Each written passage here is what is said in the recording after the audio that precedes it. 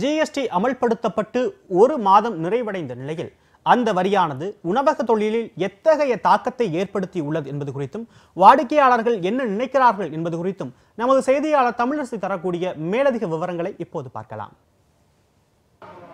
சரக்கு மற்றும் சேவை வரி எனப்படும் ஜிஎஸ்டி அமல்படுத்தப்பட்டு ஒரு மாதம் நிறைவடைந்திருக்கக்கூடிய சூழலில் அதிகமான வரி விதிக்கப்பட்ட தொழில்களில் உணவக தொழிலும் ஒன்றாகி இருக்கிறது. இதன் காரணமாக இந்த தொழில் பாதிக்கப்பட்டிருப்பதாக பல்வேறு தரப்பினரும் ஹோட்டல் உரிமையாளர்களும் தொடர்ந்து தெரிவித்து வருகின்றனர். இது தொடர்பாக ஹோட்டல் உரிமையாளர்கள் சங்க கௌரவ தலைவர் ஸ்ரீனிவாசராவ் அவர்கள் கேட்கலாம். வணக்கம் சார். இப்போ இந்த ஜிஎஸ்டி அமல்படுத்தப்பட்ட பிறகு ஹோட்டல் தொழில் சரிவை சந்திச்சிருக்கா? ஆமாம், இப்போ முந்தைய காட்டிலும் இப்போ சராசரியாக 20% 40% ஹோட்டல் துறை பாதிப்பாக இருக்குது. ஒரு வாடிக்கையாளர் சுமார் 100 ரூபாய் வாங்குகிற கெப்பாசிட்டி இருந்த வாடிக்கையாளர் இப்போ 50 ரூபாய்க்கு மேலே வாங்க முடியல.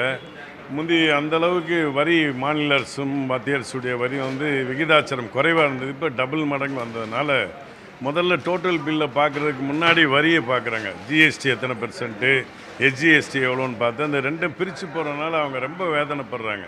இந்த அரசு இதை போன்ற கிட்டத்தட்ட 18%ங்கிறது ரொம்ப ஒரு 20% வைக்கிறதுனால இப்போ எங்களுடைய வியாபாரம் குறைஞ்சி வேலை செய்கிறவங்களுடைய சம்பளங்கள், வாடகைகள், இதை போன்ற பல பிரச்சனைகளில் இப்போ ஃபுட்பால் ஒரு நாளைக்கு 100 கஸ்டமர் ஒரு 1000 பேர் வந்த பிரான்ச்சில் இப்போது 20% கஸ்டமர் குறைஞ்சிட்டாங்க.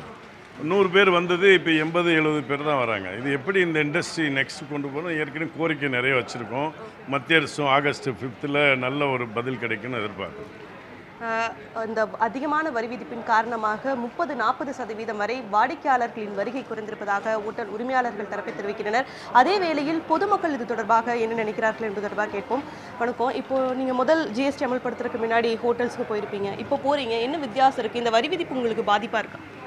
கண்டிப்பாக இந்த வரி விதிப்பு 100% நடுத்தர மக்கள் இதனால் ரொம்பவே பாதிக்கப்படுறாங்க. முதல்ல இப்போ ஒரு 100 ரூபாய்க்கு ஒரு பொருள் வாங்கிட்டு இருந்தோம் அப்படின்னு சொன்னோன்னா இப்போ அதே அளவு பொருளை நம்மளால் வாங்க முடியாது. அதில் பாதி கூட வாங்க முடியாத ஒரு சூழ்நிலை தான் இருக்குது. நீங்கள் இந்த ஜிஎஸ்டி வரி விதிப்பு ஹோட்டல் போகிறதெல்லாம் தவிர்க்கிறீங்களா? கண்டிப்பாம்மா. இப்போ இப்போ முதல்ல பார்த்தீங்கன்னா 5%, 10%, இன்றைக்கி 18%, 20% சொல்கிறாங்க. நம்மள மாதிரி சாமானியமான மக்கள் கண்டிப்பாக இதில் போகிறதுக்கு வாய்ப்புகள் குறைவு. அதாவது பொதுமக்கள் இந்த வரி விதிப்பின் காரணமாக உணவகங்களுக்கு செல்வதையே தவிர்த்து வருவதாக கூறுகின்றனர். அதே தரப்பில் இந்த அதிகமான வரி விதிப்பை குறைக்க அரசு நடவடிக்கை எடுக்க வேண்டும் என்ற கோரிக்கையும் உணவகங்கள் தரப்பில் முன்வைக்கப்படுகிறது.